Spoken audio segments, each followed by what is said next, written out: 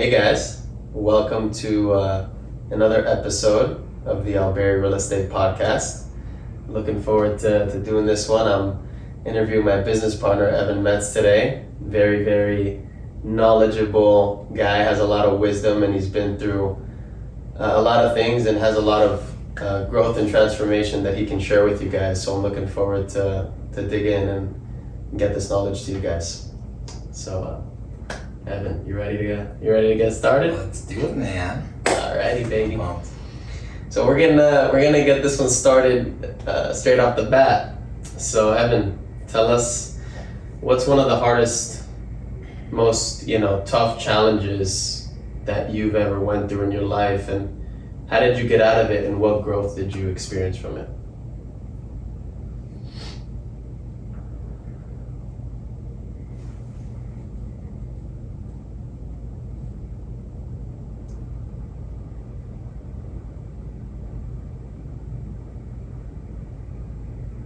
In 2020, so beginning of 2020, right around when COVID hit, I was working on this big deal here in Springfield to buy a big piece of commercial real estate on the corner of 7th and Main.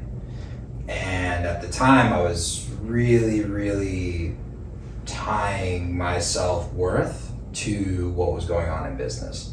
And I felt really anxious, really behind the ball, felt like this whole neighborhood was going to transform, and really I wanted to be part of it, but not just part of it, like I wanted to be the guy that did it. And I really wanted people to know who I am, and that was really the biggest driver for me at the time. So when COVID hit, I had this building under contract, and then it didn't make sense to move forward anymore because there could easily be a vacant building, it could go under, there's just too much risk to move forward with it.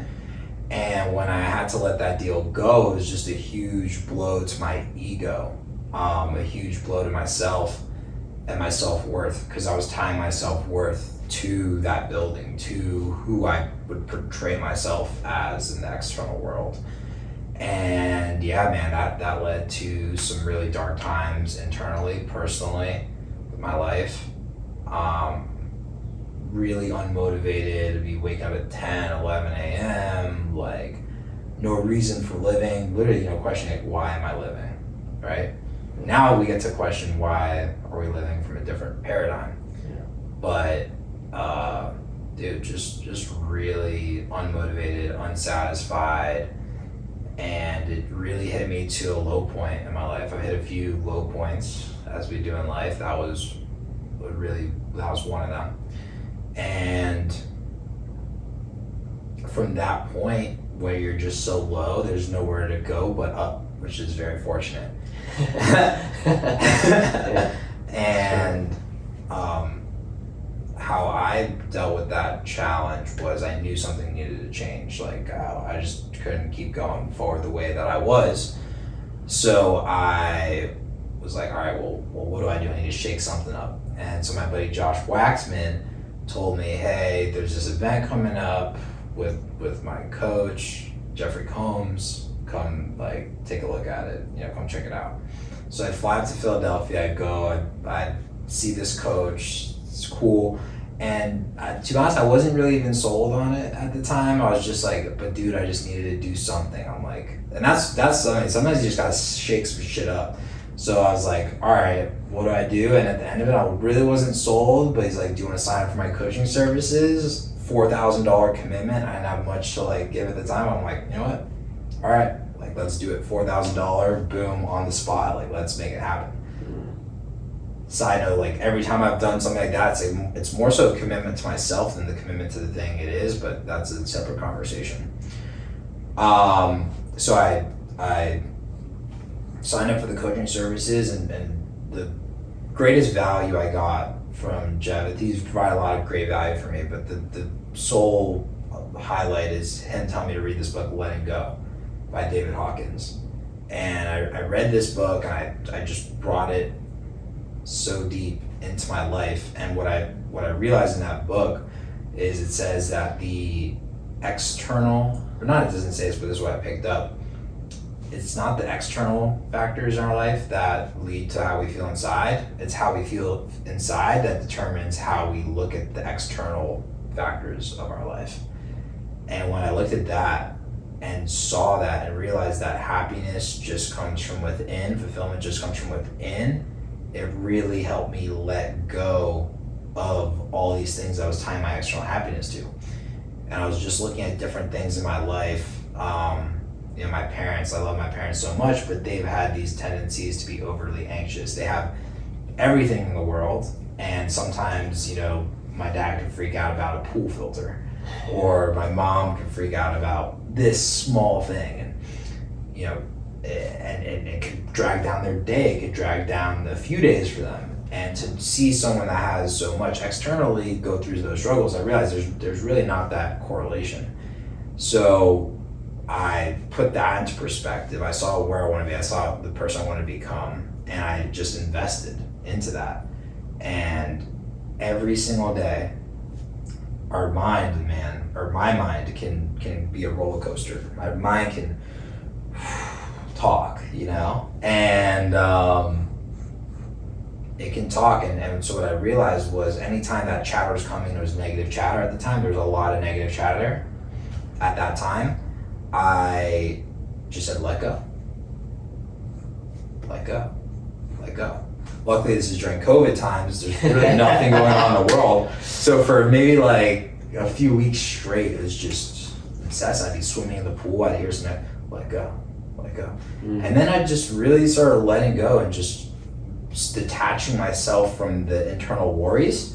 And it just started leading to good things, to good thought processes, to positive thinking. And I was really able to just compile on that.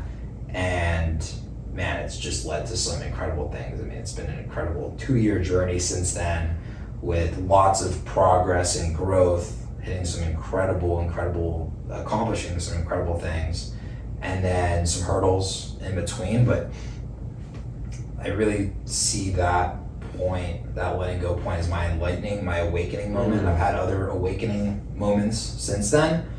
But that perspective shift, I think life is really about the lens from which we view it, not what's actually going on. And if we want to change something in our life, I really think all we have to do is change the way that we view our life. Wow.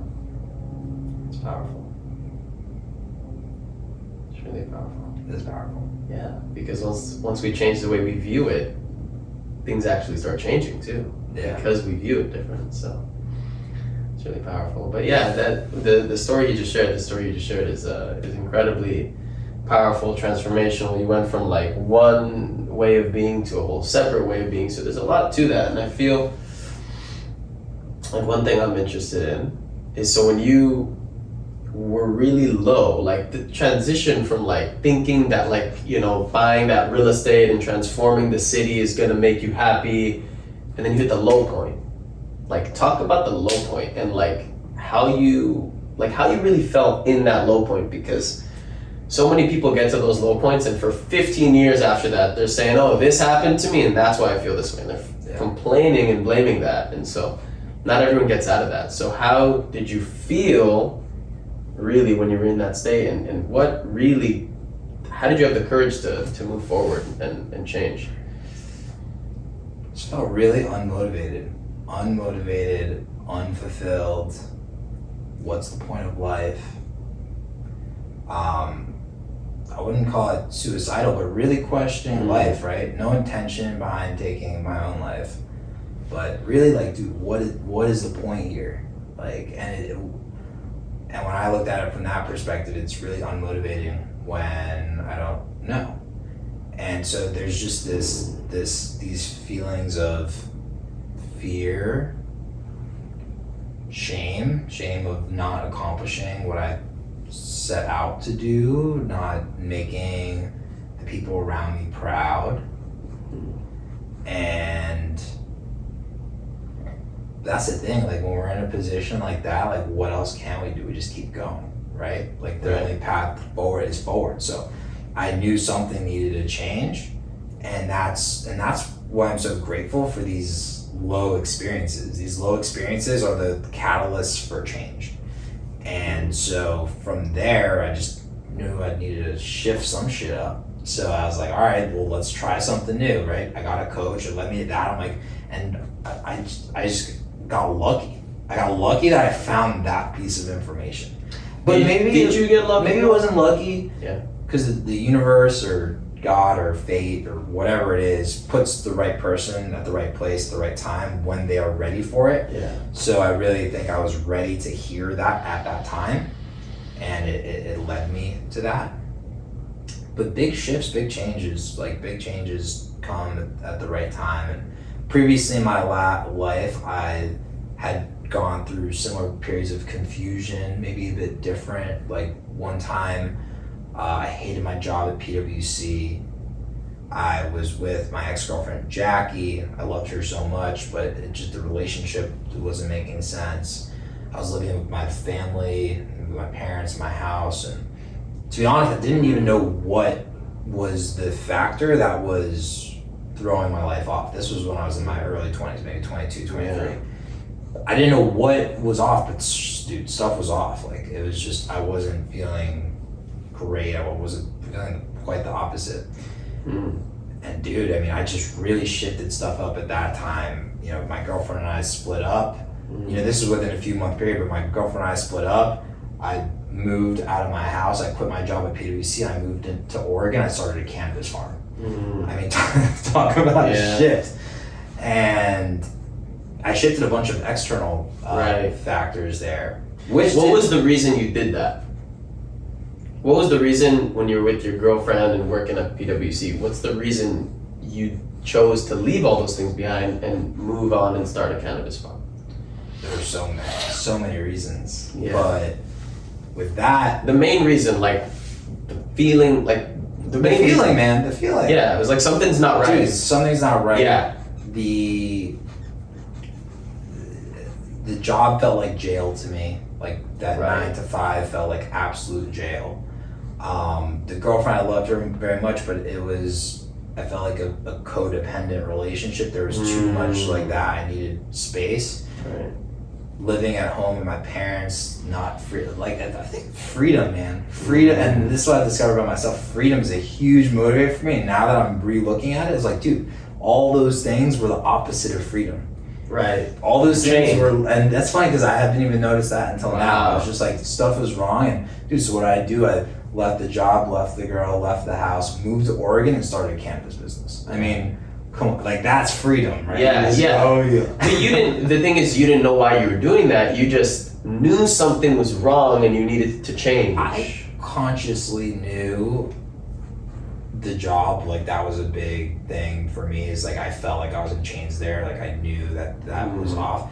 But now to how it's been a consistent part of my life now for close to 10 years, this concept of freedom, and now tying it back to where that was, I believe the stem of the root of my desire for freedom was there, because I always had freedom before in my life, growing up, being with my family of entrepreneurs, being in college. I didn't feel like there were much restrictions, but like when I was sitting at that desk, like being watched, it was like almost driving me from fear.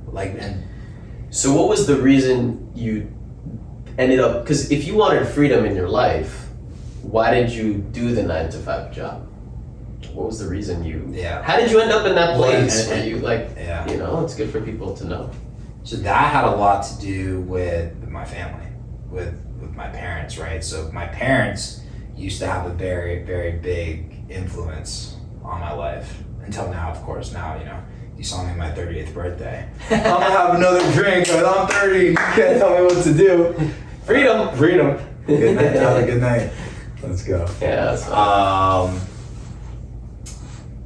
But yeah, with that experience, my parents, I was in college, I was studying, and then coming towards the end of it, I was more so looking to get into business, just ready to jump in.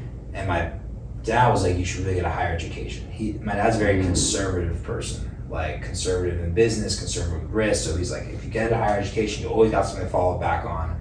So I was really interested in law. I was looking at getting my legal degree, and I did some internships at law firms, and I saw how much all the lawyers hated their lives. So I was like, I don't want to be that. I don't want to be that.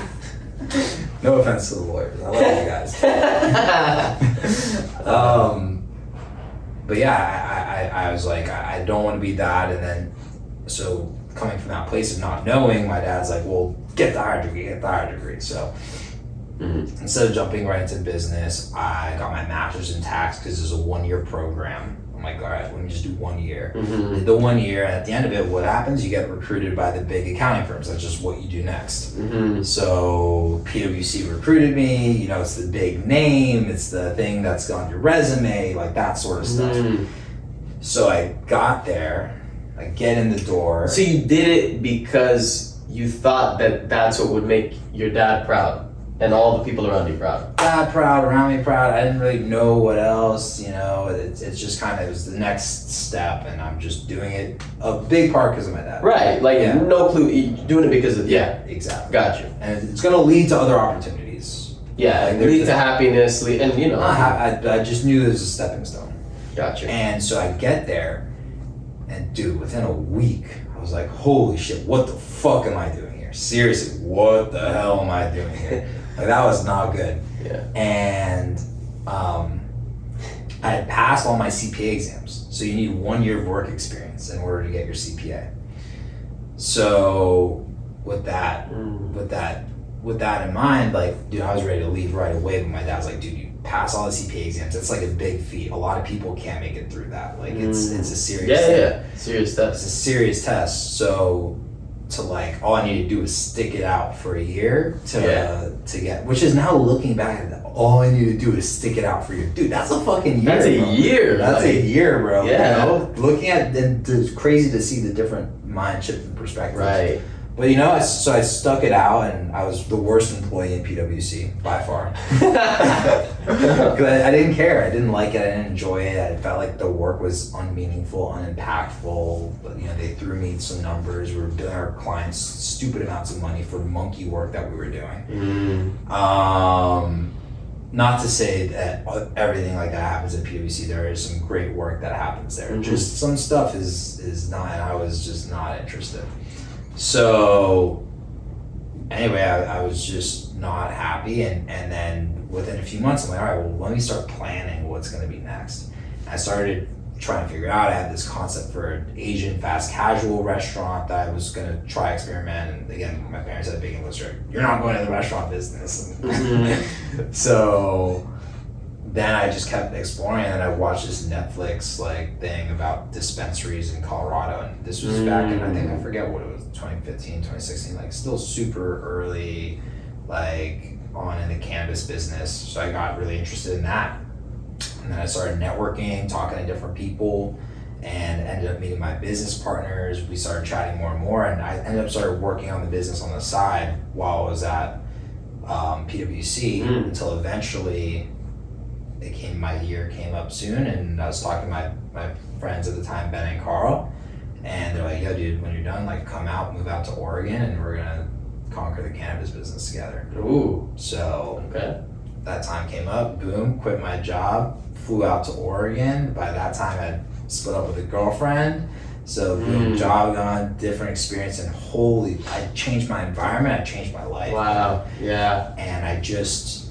dude, when I got out there, we moved to Southern Oregon, and just like we had this house on top of a mountain on 100 acres, and these guys had started a cannabis farm, and they didn't know what they were doing. They didn't raise enough money. So I came in, I was doing like some financial consulting work, figured out they hadn't raised enough money, and then we ended up going to them and saying, hey, we'll buy the business. Like, we'll take it off your hands. And so I'm 23 years old, and I ended up raising north of $2 million to buy this business. And that was a crazy feat, right? Wow, yeah. Yeah, I mean, just take it back one second. You said one thing that's really powerful. You changed your environment and your life changed. Yeah. Right? So did you have to change something inside of you to change your environment? Like, did something have to change for your environment to change? I think more consciously now that happens, like I'm more aware of that. I'm trying to think back to then. I was just so, like, I was so ready to make a huge shift. Yeah. But yeah, I was in a space where I was like, dude, I was feeling very high energy, like I was attracting opportunities. So I was doing it from a place of love and excitement. Right, because you were like, oh, I thought that everyone told me I should get this job, and that's what you're supposed to do, and I have a girlfriend, and everything looked good, but you realize that's not fulfilling you, so something shifted inside of you. You're like, screw all this shit, I'm out, you know? And that's a shift you had to make to do that. So, anyways, continue about, so how did you raise the $2 million, man? That's huge for you to be able to do that.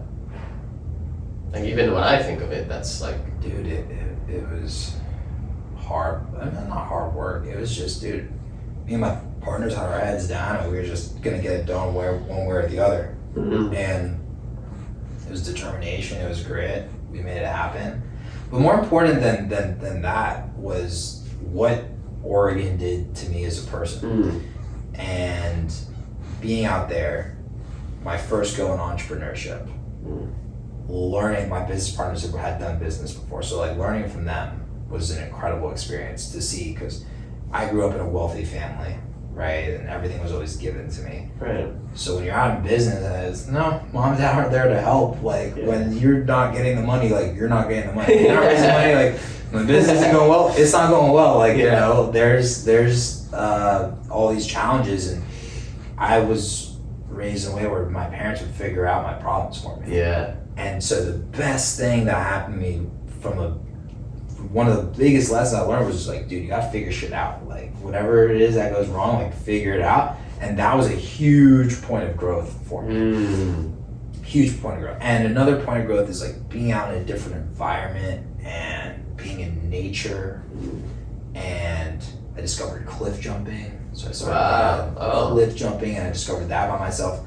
Photography. I unlocked this whole creative aspect of myself. I would take some acid every once in a while, dude, which was like amazing. It opened up my eyes to like a whole nother world, little like microdoses out in the forest. And so I know you and I, this is actually a pretty interesting realization, because you and I always talk about it's the internal, the external doesn't matter. It's all about the internal. But now I'm actually realizing how much me shifting my environment shifted me inside. Dude. Yeah, like, and it's so funny you're saying this now, because a few days ago I had that realization. Joe Dispenza, the people we listen to are like, oh, we have to change before we change our environment, but it's like, and in a way that's true, because for example, when I moved here, I had to shift myself to make the choice and to open myself up for a new opportunity.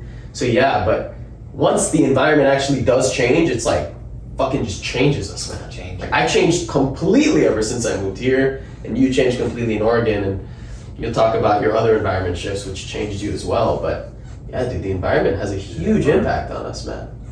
Dude, and to see how much I've grown as a person because of that huge shift that I created. I mean, dude, I really have, and I've said this a bunch, and I've said this since it's there, I changed more as a person in that like 3 months, and my first 3 months in Oregon, than I did my whole life before that. Yeah. It just in a beautiful way. In a beautiful way. Yeah. And that's, so if I could give one piece of advice to the viewers, to the young agents that are watching, or whoever our audience is, it's like, don't be afraid to make that jump, that shift, that life change. If you're sitting here in your young 20s and you're like, dude, I'm not happy in my current space, maybe you're a realtor, maybe being a realtor is not for you. Maybe the society's been telling you, hey, go and be successful, make money, sell real estate. But like, dude, maybe you just need to go and strap on a backpack and go to India for a few months. And maybe that's what's really calling you. And then all of a sudden you go through this experience and you see what's going on in India, and you see the people sitting on the street so happy with nothing. You're like, what the, this is in your mind, you open yourself up to new experiences, and then we're not as trapped in this external society walls that have been given to us by our parents, by our classmates, by our people saying, you need to be this, you need to be this. Sometimes a little perspective shift, an external just shock, can be this catalyst to then change who we are inside, and then we can manifest with intention because we understand ourselves better. It's great advice. So, going back to the new environment shift that you had in the cannabis business, how did that continue, and what ended up happening? Because obviously now you're doing real estate. So what happened to the cannabis? So the cannabis, there was just a lot of disagreements between my partners and I on like how we should do business, like and all that sort of stuff. And so ended up splitting with them, everyone on good terms between me, my partners, my investors. It was just, cleaned up that situation. Learned so much in that process. That was, again, the first go in entrepreneurship, and I learned everything what not to do in business. Gotcha. Literally everything. So tell us about that. What did you learn not to do? Dude. It was the culture that we had there was very self-serving. It was very, it's about us. It's about like me and my partners. It was about our partnership, and it wasn't about our investors, and it wasn't about our employees, and it wasn't about our other partners. And it created this like really dog eat dog environment that was non-conducive, and everyone felt there wasn't much trust, there wasn't much love. And that was what I would say was the root of all the issues that stemmed to a million other issues. And there was like all these individual things that came off of that. And so that's the main lesson that I learned from that experience. And then now moving forward, I've been able to really discover myself a lot more, because I didn't know much about myself at that time. And I was just like, hey, this is how it rolls, this is what we do. Yeah. And so now I get to operate from my own love, my own just how I feel. And that's where I think that's where I think we're gonna take this business to the whole next level, is because we're so aligned at the deepest level, which is the why. And I don't think me and my partners in the past were aligned at the deepest level. And so because we're so aligned at the deepest level, our why, our love, like it's not about the business growth, it's not about the money. It's about this conversation right here. It's about spreading love, which is so freaking awesome. So yeah, I think once we've seen how the world works and what we've been told, and we realize that all of it's fake, and then we go within, it always comes back to that. It's like, wow, like spreading love and being in that state. It's like, so we both went through our own stuff, and now we connected, and it's powerful. So what was your next calling after that? So you saw that, the cannabis business, and something was off with that, because, all you guys did was care about yourselves, and you guys were doing all these things that didn't serve you guys, and it ended up going bad. So what did you, again, that's another huge letdown, like the business, or was it a letdown for you? How did you take that? Like, how was it? Dude, I remember like after making the decision to split up with my partners, split up with the businesses. Dude, I just remember, because I was living in Southern Oregon, but then I had friends in Portland that I would stay with. I just remember sitting in Portland, same sort of thing, man. No direction, no idea. I literally just think I sat in the basement for like a month, bro. A bit of a overthink. But like, yeah, I would go out, I'd get some food, I'd talk to some people, but time spent just like chilling in the basement, man. Just like, so life has had its waves, and from that point, just being like, I was waiting there because I had to have a meeting for the next couple of weeks to like resolve all this stuff. So I'm just literally sitting and waiting around. It was a interesting situation. But then after that, I moved back to Miami still, because there's nothing holding me in Oregon. Moved back to Miami, moved back to my parents. So you're back to your parents? Yeah, back to my parents. Yeah. How was that? It was fine. You're okay with it? Whatever. Yeah, okay. I love my parents. Yeah. I love my parents. It's just living, like, I needed to create my own path, but to be back with them. Okay. It's good. Yeah. I was like, okay, well, what do I do now? And a bunch of my buddies were selling life insurance for this company, Assurance, something like that. So I went through, got my life insurance license, started going on this, and dude, again, that just hit me so not good, man, because I'm in there selling, and like, and my manager's telling me stuff to say. I'm like, what?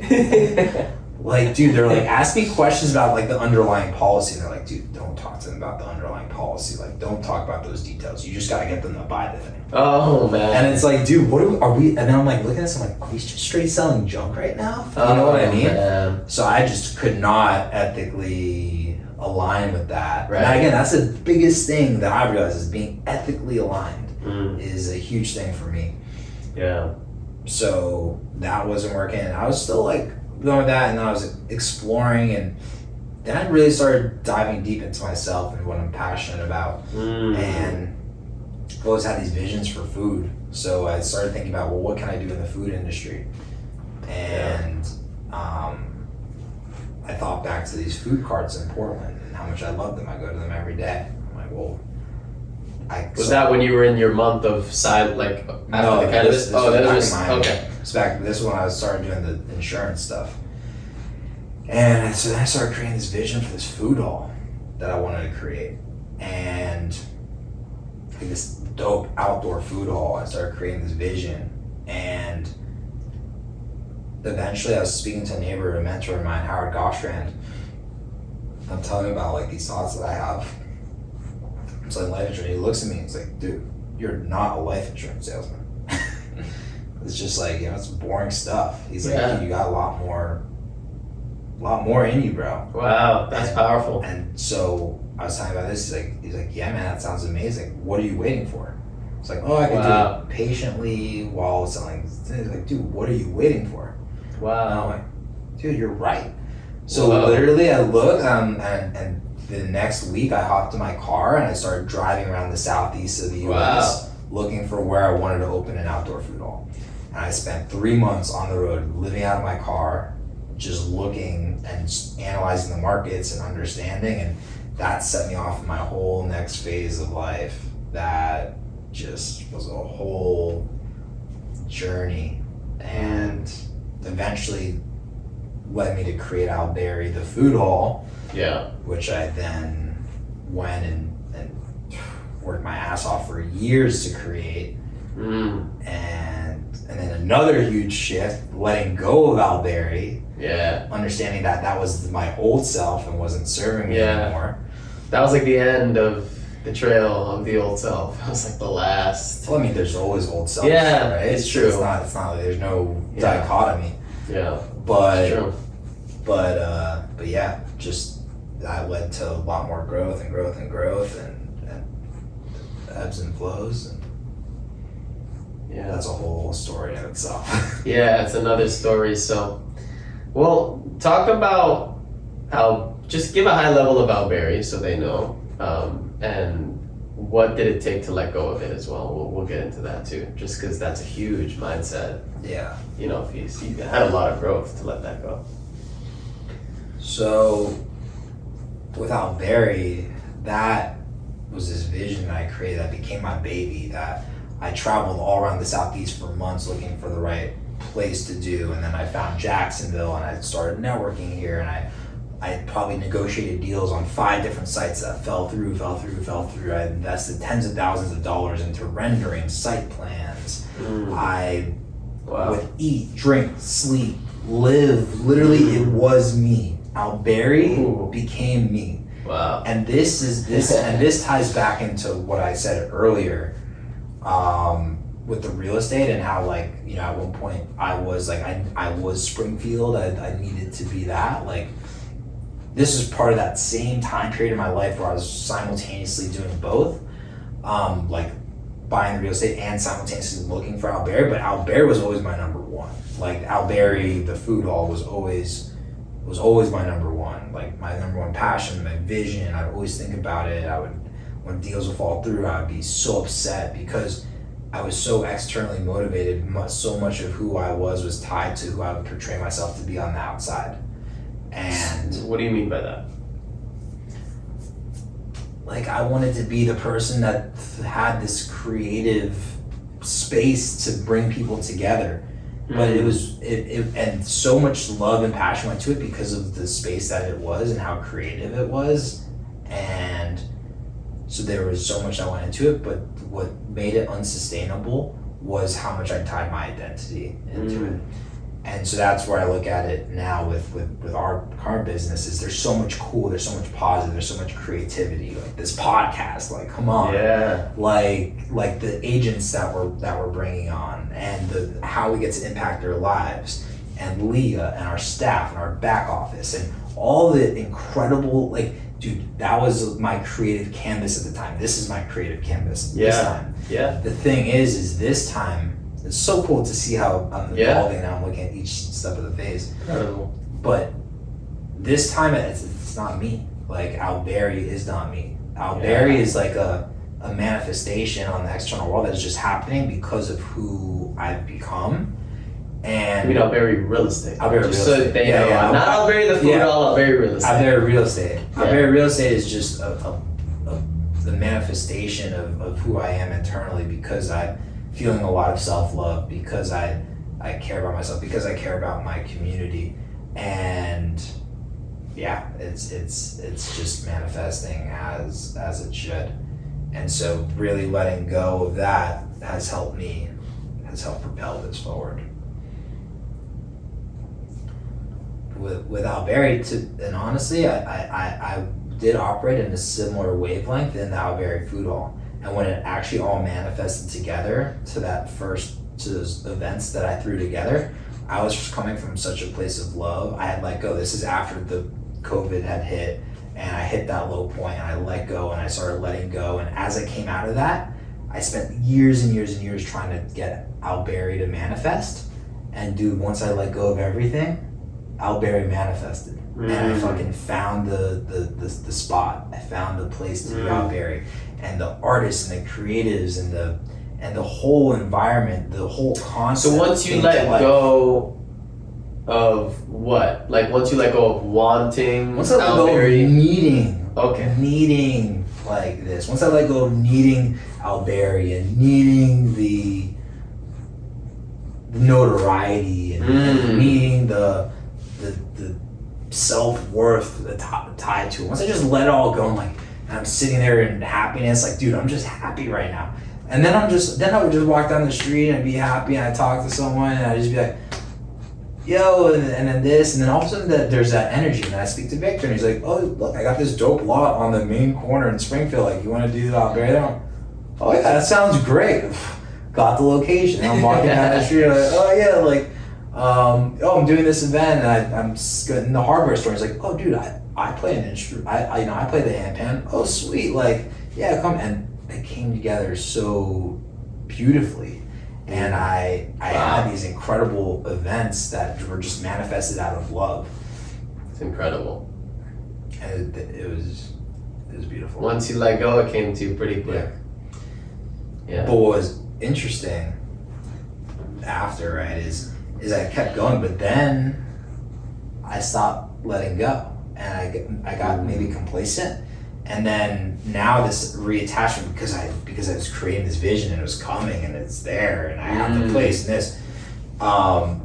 I started retying myself to it and became very tied to Alberi, and now I'm the Alberi guy, you know, like the external world. Everyone loves me. Yeah. It's like, dude, those are the best. When are you doing more of those? Yep. Like this. When's the actual food hall coming? Yeah. Like I'm just like everyone knows who I am. Yeah. I'm on the news. I'm on this. Like it's just like, dude, what a fucking test, right? Right. And then, the universe. The universe. So it gives me all this stuff, and then I'm sitting there, and now I'm like, all right, I did some events, but now it's time to make it an actual food hall, right? Like open every day, like get it to the final position that I thought it was going to get to. And I just found no motivation to do it, man. Right. I had this list of stuff to do, and I just wasn't doing it. And I found real estate on the side. I started doing that, and I started being called to the real estate. And I started doing the real estate stuff and not doing the Alberi stuff. And I'm just like, and it's just still always there. And the thing is, I couldn't let it go, man. It was a part of my identity. So I'd be talking to real estate people like, oh, but I'm also developing this project. Right. I wasn't doing shit to develop it. But but to me, it was still like, yeah, I'm doing it. You know, it's just. Yeah, I remember. Maybe I was delusional. No, I remember. You would tell everybody, like, you were doing real estate at the time, but everybody knew I got this post-apocalyptic food hall, the airplane bar, and and I was like, I would always laugh every time. I would always laugh. It's just so funny. I know it's hilarious. Whatever. So, what did it take for you to, or better yet, why did you lose the motivation for it? Because, you know, they're hearing right now that you had all this motivation for it. You lived, breathed, loved it, you created it, you manifested it, and you started doing events. Like, it all happened. It all happened. And why did all of a sudden you lose all your motivation and feel called to the real estate? What was the reason for that? Maybe there's a deeper reason behind it, but the first thing that comes to my mind is like, it just didn't make business sense. Like, just straight up. And I looked at it and I was like, the events were not profitable. I was looking at putting together this food hall, investing millions of dollars into infrastructure, into a place where it's like the returns didn't look that good, even on a good day, right? There's so much red tape and regulation in the development process. And so when I look at it, I was like, well, I'm gonna work my ass off for the next 5 years. I'm gonna be the owner operator. I gotta take other people's money. I gotta be beholden to them. So maybe there's this element of freedom that was scaring me. It's losing my freedom to investors. Was it really that, or was it your purpose for doing the food hall ended up being achieved, and then once you did it, there was maybe I think it's both, but first let's talk about the rational, how I rationalized it and how I still maybe rationalize it, and then we can talk about emotional.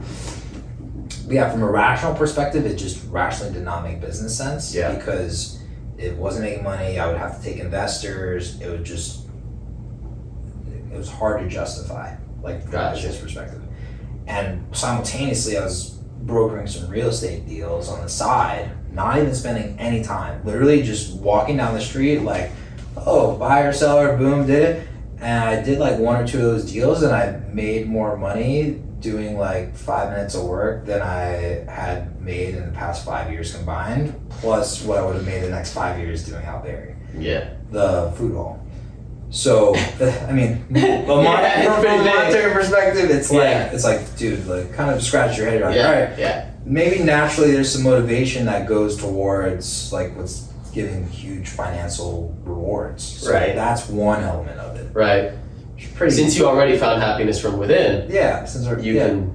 But then, you know, so I just wasn't feeling driven or motivated to it. I couldn't find my why for it anymore. I couldn't find my why for it. I was like looking, I'm like, well, why am I doing this? I don't know, why? Right.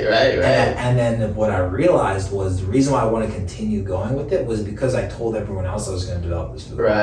And so I wasn't doing it for myself anymore. I was doing it because I told everyone else, and then I kept telling you, I remember this, I'm a man of my word, and I need to hold my word, and like I can't be, you know, I can't give up, I can't quit, I'm not a quitter.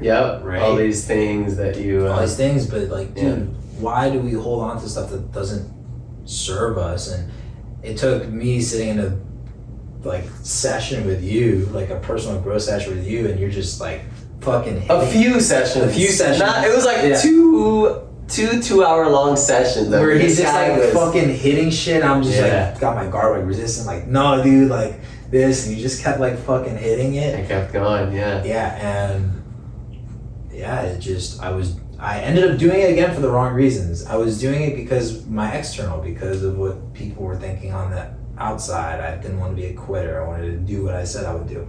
But then when I let go of it, I realized that I had accomplished and did what I wanted to do, man. And I had put together those events. I had put together that creative, artistic expression that I was looking for. I had the lights, the people, the environment, the smells, the tastes, the the experiences, the people with the smiles on their faces. I put together that love, that creativity into that canvas at that time in my life. And it's super cool to see what I was able to accomplish. And look at it from a place of I succeeded. Yeah. And reframe that in my mind, not like, hey, I stopped before I had a fully functioning like food hall. And that's where society tells us like, dude, you're a failure unless you get something to the place where what is supposed to last forever. Like nothing lasts forever. And that's exactly why you probably were continuing it, even though you had no motivation for a certain point. Because to be successful, you need to create a business that can keep going after. Yeah, but what is success? But what is success? What is success? That's society's success. Success, that's society's success, but success, like what's success to you? Self-love, fulfillment. Self-love and fulfillment. And sharing love with others. Because what are we all, I think this is John. At the end of the day, what are we all looking for is a feeling. Yeah.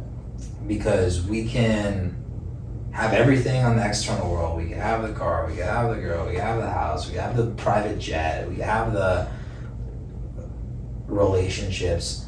But if we're not grateful for them, if we don't feel the love for them, we don't have any of it. We were literally talking about that this morning. Yeah. We don't have any of it. So for me, I want to have it, but really, I really want to have it, like as in actually have it, which means not to actually physically have a rock, right? Like this is a beautiful rock. This from the Illinois River in Southern Oregon. He loves that rock, and he's letting go of it right now, guys. This is big. But yeah, it's not about actually having the rock. It's about feeling the gratitude and feeling the love. So that's what I want. So I could have very little things, as long as I feel grateful for what I have. Yeah. When you feel grateful, you have it all. I'm grateful for this rock. There you go. It's super shiny. Yeah. It's a beautiful rock, man. It adds a lot to this podcast. So it adds a lot to the podcast. It has some energy in it. See, and then now something unsustainable. Not something unsustainable, but the thing that came in my head was like I was like, oh, this is pretty funny. Like half the people are gonna absolutely love this. Yeah. And half the people are gonna think that we're fucking lunatic crazies. Yeah. Right? But then even that thought comes from a place of caring what other people think, not doing it from a place of myself, not doing it from a place of what I think of, not what I think of myself, but what I feel. So it doesn't really matter what other people think. I just hope I can have a good influence on some people to help people shed a different light. Yeah. On experiences, but it doesn't. It doesn't. And like, if you look at your story, it's like, it never mattered what anyone thought. You were just going through all these growth transformations, and you got to this place right now with all of that. So it's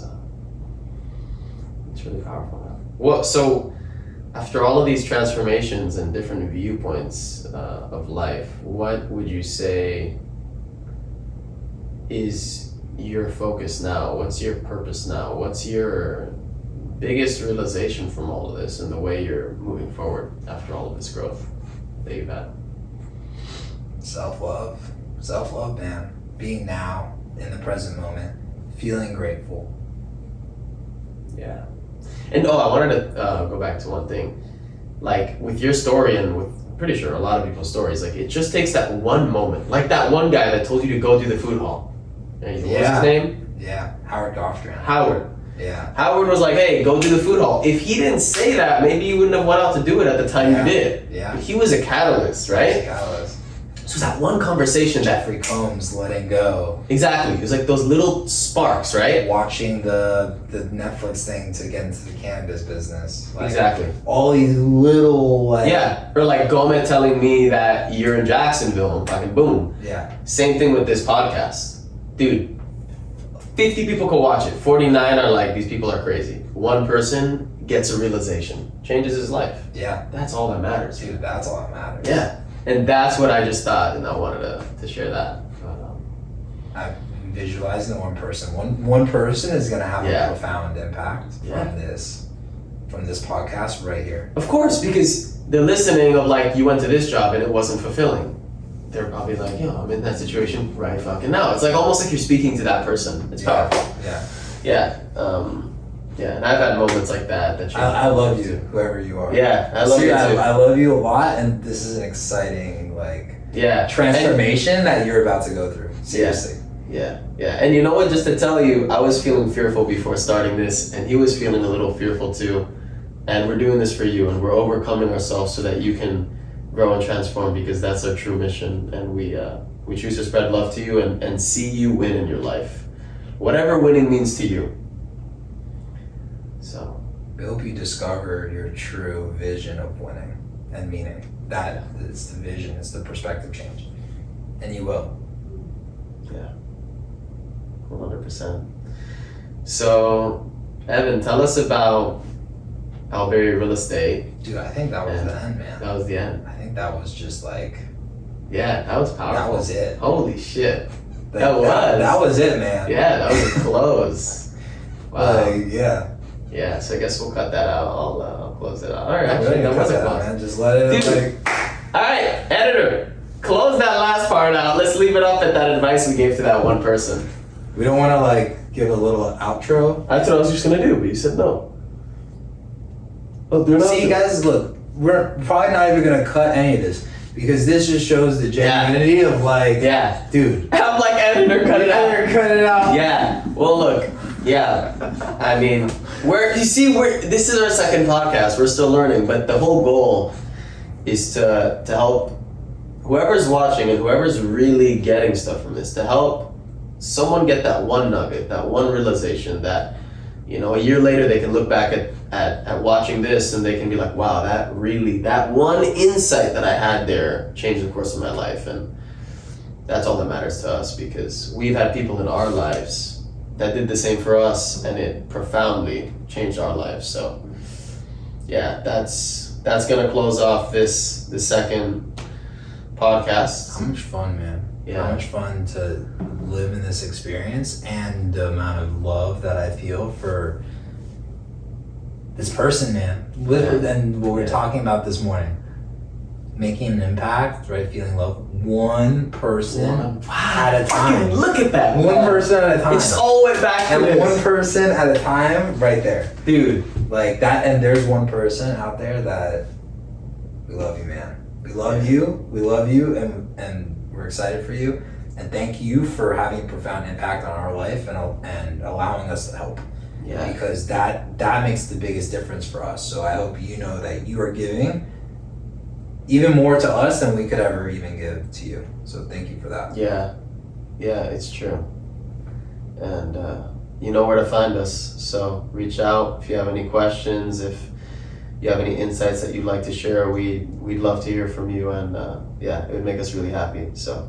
And for someone watching that has a profoundly impactful story, please reach out to us, because we would love to talk to more interesting people. So reach out to us. Yeah, let's connect. Let's grow a community of love and enthusiasm, and let's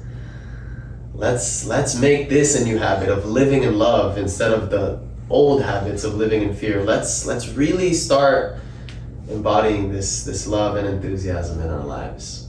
I'm looking forward to what's coming. This is powerful.